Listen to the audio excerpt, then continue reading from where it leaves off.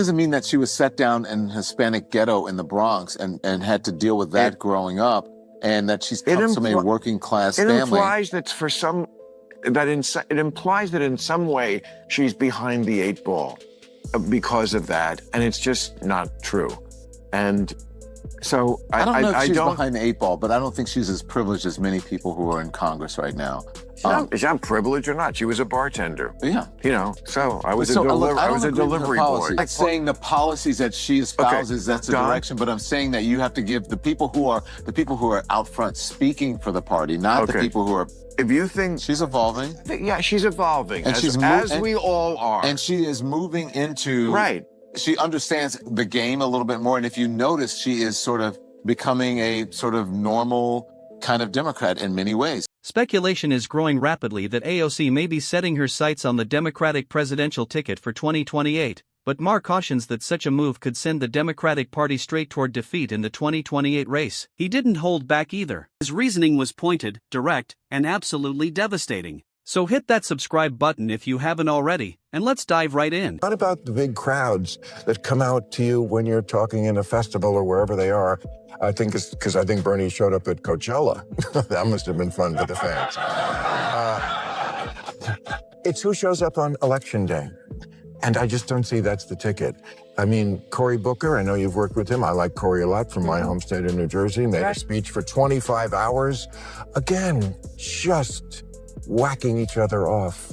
This is just not what's going to get. Maher acknowledges that AOC can attract massive audiences, especially when she shares the stage with figures like Bernie Sanders or Mamdani. The energy is undeniable, the visuals are compelling, and the excitement from her supporters is loud and unmistakable. But if recent elections have shown us anything, it's that crowd size doesn't equal votes when it truly counts. Rally momentum doesn't always carry over into momentum at the ballot box. Just look at the most recent election cycle. Kamala Harris and Tim Walz drew impressive turnouts with packed venues and roaring crowds that appeared to signal a wave of support. Yet when the dust finally settled, that excitement failed to convert into a victory. Maher's point cuts straight through the noise. Enthusiasm is not the same thing as electability. Big crowds generate headlines, but elections are decided by broader appeal, not just passionate supporters. And that is the uncomfortable truth Democrats may be forced to confront. People love AOC. People love Jasmine Crockett.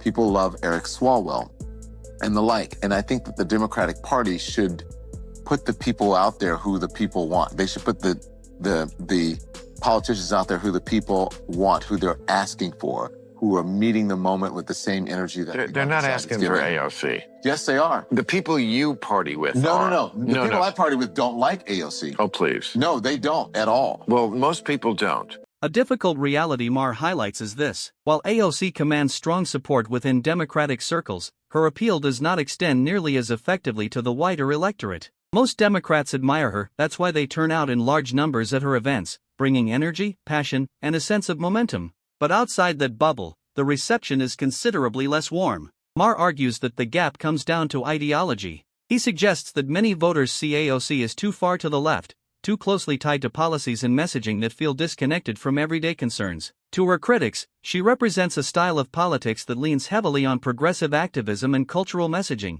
which can push away moderates and independents. That perception, fair or not, becomes a serious obstacle in a national election. Maher's warning is simple but cutting. Firing up the base is one thing, but winning over the middle is what ultimately decides elections. I mean that she was set down in a Hispanic ghetto in the Bronx and had to deal with that growing up, and that she's come from a working class family. It implies that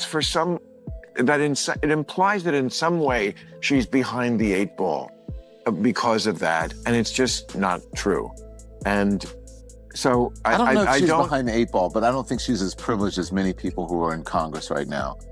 Is that privileged or not? She was a bartender. Yeah. You know, so I was a delivery boy. But I'm saying sometimes, Bill, you don't agree with Donald Trump's policies. No. But that's what the people want. Some of them. Whether you like her or not, I don't like what she did with Amazon in New York, but I think AOC she's a Democratic icon. Well, she's the wrong.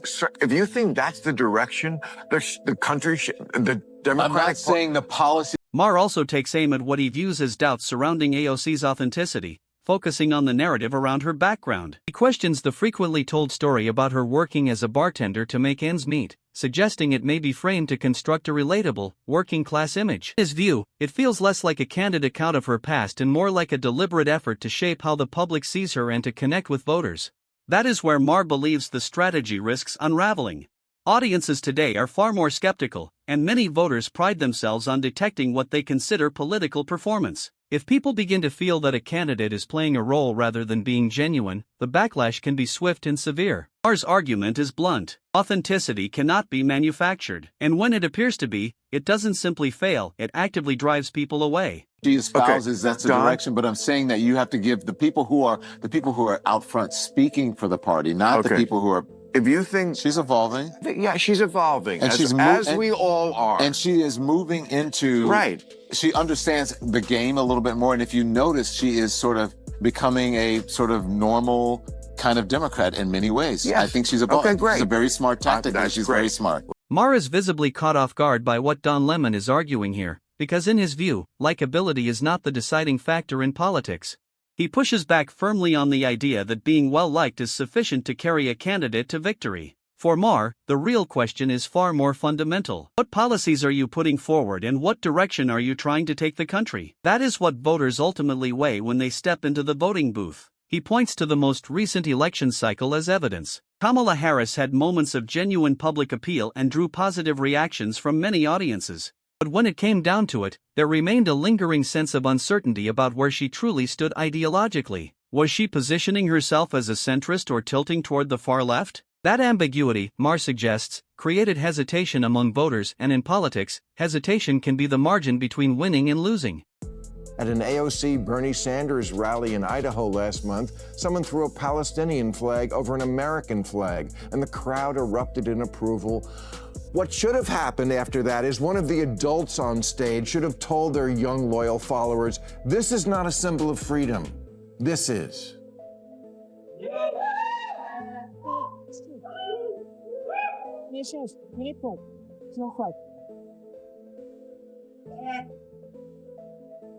If the thought leaders in the Democratic Party keep encouraging and not rebuking the idea that America is cringe and the people who run Gaza are great, the Democrats are doomed. Alyssa Slotkin's right. Liberals are weak and woke, especially the white ones, and they indulge all sorts of nonsense from their kids. Maher's central argument is that AOC is not evolving politically. In his view, she remains firmly anchored to the same progressive policies and messaging that first defined her rise.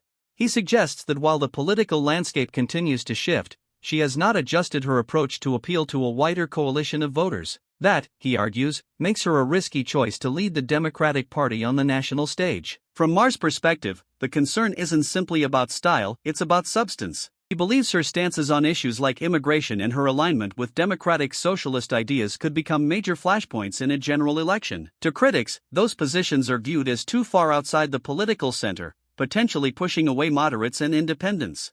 Maher's conclusion is direct. Leading a party requires building wide appeal, not just energizing a base, and he questions whether AOC can realistically accomplish that in a deeply divided political environment. Carville knew how to win, and he blamed the Democratic losses this November 2nd on stupid wokeness, to which AOC fired back that wokeness is a term almost exclusively used by older people these days. So that should tell you all you need to know. What? This is a term folks like you brought out very recently and had been proudly displaying at every march since. Just last year, The Guardian declared woke the word of our era. I guess they didn't get the memo from the Mean Girls Club. We don't use that emoji anymore. Woke, please, we say fetch now. Maher lays out his criticism in stark, unmistakable terms. He highlights the moment when AOC did not publicly call out protesters who draped a Palestinian flag over an American one, arguing that in his view, her silence was significant. In his view, that kind of gesture isn't merely symbolic, it sends a message about priorities and allegiances, particularly in a politically charged environment. For Maher, the issue extends beyond a single incident. He frames it as part of a broader pattern that raises questions about where AOC stands on matters of national identity and leadership. Critics interpret moments like this as a failure to clearly affirm American values, and Maher suggests that perception can be politically damaging. In a national election, optics matter just as much as policy positions. His argument is direct. When voters begin to question a candidate's loyalty or priorities, it generates doubt, and in politics, doubt can be a deal breaker. Every month I see a new poll reporting how much Latinos despise the woke term Latinx. It's about as popular with them as a reboot of Speedy Gonzales.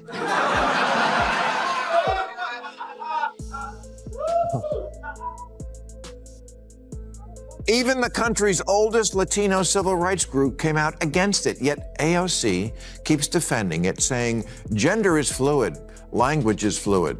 Yes, and Latino voters are fluid.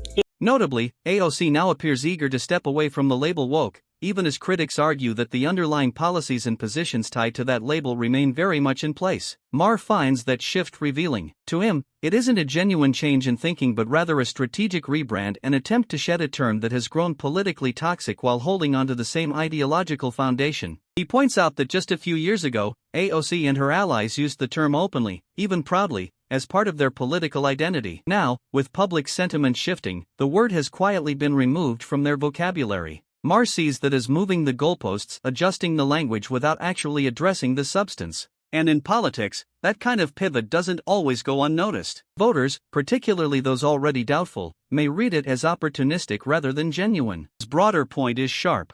Changing the label does not change the perception, and perception can be everything in a national campaign. That is what's so odd about this time that we're living in. For all the talk about fighting for the soul of America, nobody seems to like it very much.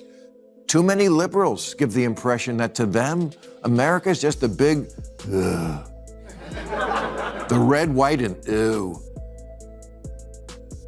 A country that started out bad and will always be bad, founded on an unrelenting history of sucking and unable to change. But we have changed a lot. Democrat Cori Bush tweeted, "This land is stolen land and black people still aren't free." And this was on the 4th of July. Really? Not that I give a shit about the 4th of July. I've never been a rah-rah guy. But I am a perspective guy. And that's what too much of the left has lost, perspective. Beyond distancing herself from the term woke, AOC appears to embrace labels like Latinx, even as many within the Latino community have pushed back against its use. That contradiction is precisely what Maher zeroes in on. In his view, it highlights a broader pattern where she leans into ideas that don't resonate widely while stepping back from positions that might align more closely with mainstream sentiment. Maher's frustration seems rooted in what he perceives as a disconnect from everyday voters. When a term or concept is being rejected by the very group it's meant to represent, continuing to use it can come across as out of touch rather than inclusive. At the same time, he argues, pulling back from language that once defined your movement raises serious questions about consistency. Critique is direct, embracing what many people are walking away from, while dismissing what others regard as common sense, creates a political divide, and that divide can be very difficult to close.